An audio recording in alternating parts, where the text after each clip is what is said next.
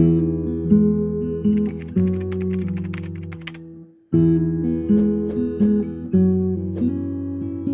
everyone, and welcome back to another episode in our series of 7 Stones Shorts 10 Reasons to Invest in Indonesia. In this episode, we'll be going into the second reason out of the top 10 reasons. If you haven't listened to the first part of this series, we recommend tuning into that before listening to this podcast. Otherwise, let's get into reason number 2 of the top 10 reasons to invest in Indonesia, which is that there is 23 billion US dollars in impact investing opportunities. First of all, what is impact investing?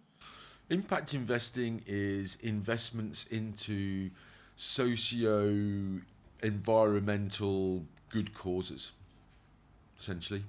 I think putting your money in good places. Yeah, I think if you look back at in the old days, or when we were younger, we're still young. Well, yes, we're still young.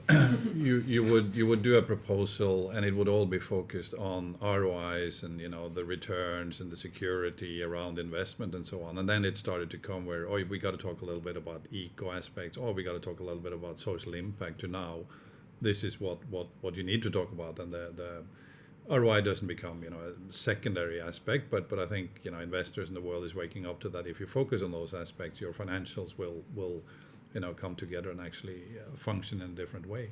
I remember I was at a presentation in the Norwegian embassy where the Norwegian Sovereign Wealth Fund had a similar presentation on the growth of the fund and the financials and so on, and how it now shifts towards being a impact driven investment fund.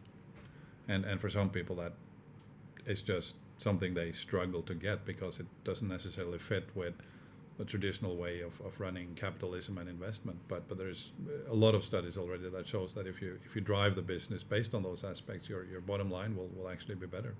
And that's actually something that we have tried to incorporate into our ethos and our vision, if you like, at Seven Stones.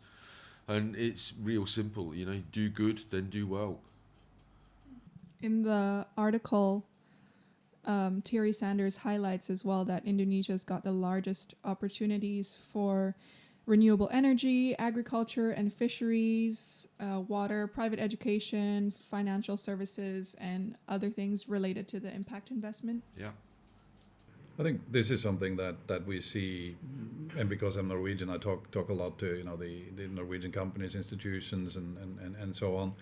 And there is literally a couple of $1 billion coming just from a little country like Norway, seeing these opportunities, and a lot of those are into the impact investment, waste management, alternative energy, and so on and so on.